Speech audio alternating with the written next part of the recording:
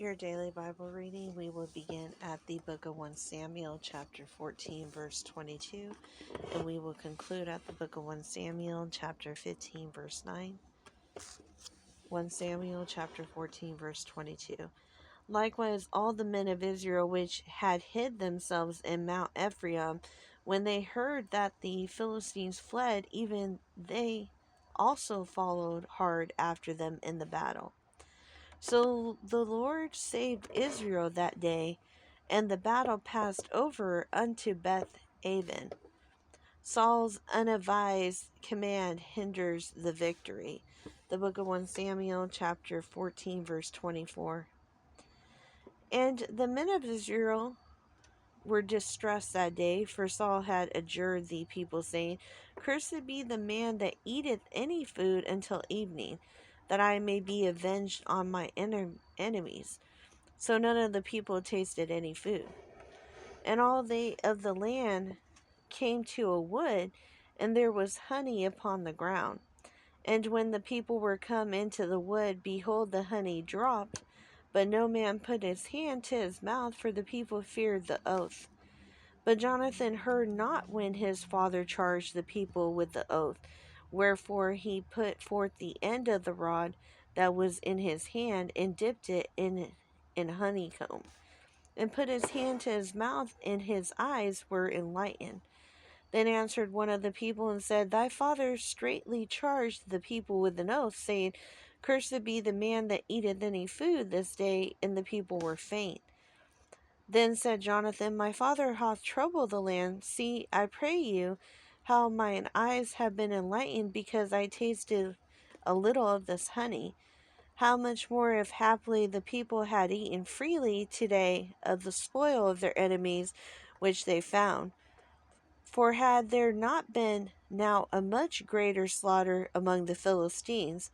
And they smote the Philistines that day from Michmash to Ajalon, and the people were very faint. And the people flew upon the spoil, and took sheep and oxen and calves, and slew them on the ground. And the people did eat them with the blood. Then they told Saul, saying, Behold, the people sin against the Lord, and that they eat with the blood. And he said, Ye have transgressed, roll a great stone unto me this day.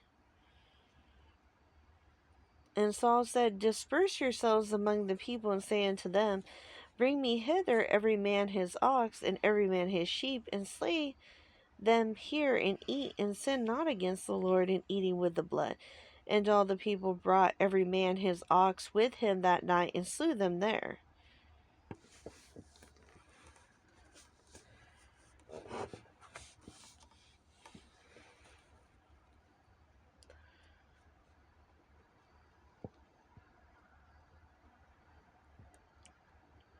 And Saul built an altar unto the Lord. The same was the first altar that he built unto the Lord. Jonathan taken by lot is saved by the people. The book of 1 Samuel chapter 14 verse 36. And Saul said, Let us go down after the Philistines by night, and spoil them until the morning light. And let us not leave a man of them. And they said, Do whatsoever seemeth good unto thee. Then said the priest, Let us draw near hither unto God. And Saul asked counsel of God, Shall I go down after the Philistines? Wilt thou deliver them into the hand of Israel? But he answered him not that day. And Saul said, Draw ye near hither, all the chief of the people, and know and see wherein the sin hath been this day. For as the Lord liveth, which saveth Israel, though it be in Jonathan my son, he shall surely die. But there was not a man among all the people that answered him.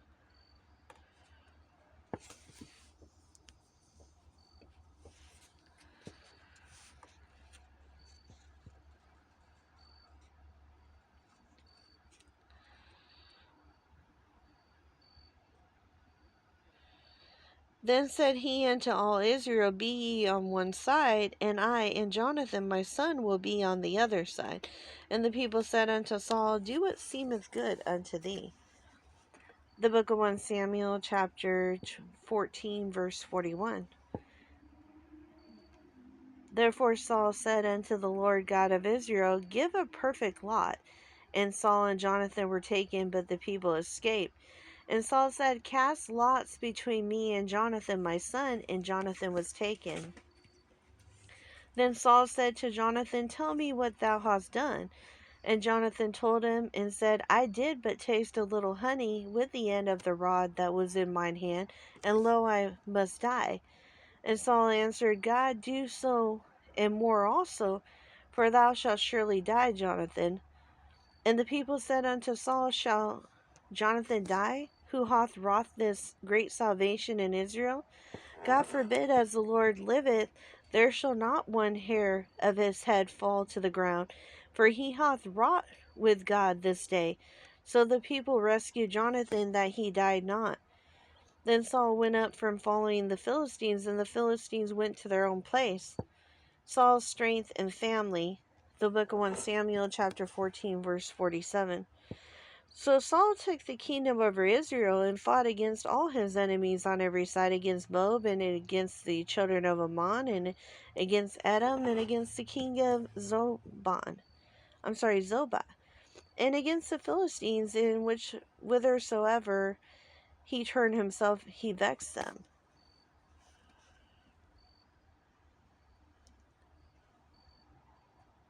And he gathered an host and smote the Amalekites and delivered Israel out of the hands of them that spoiled them.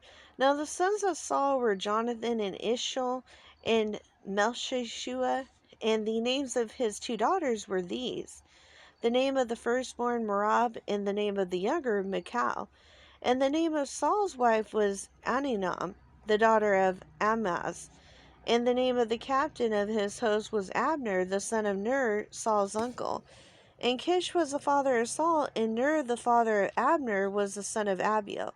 And there was sore war against the Philistines all the days of Saul. And when Saul saw any strong man or any valiant man, he took him unto him. Samuel sends Saul to destroy Amalek. The book of 1 Samuel, chapter 15, verse 1. Samuel also said unto Saul, "The Lord sent me to anoint thee to be king over his people, over Israel. Now therefore hearken thou unto the voice of the words of the Lord. Thus saith the Lord of hosts, I remember that which Amalek did to Israel, how he laid wait for him in the way, when he came up from Egypt. Now go and smite Amalek, and utterly destroy all that they have, and spare them not, but slay both man and woman, infant and suckling, ox and sheep, camel and ass."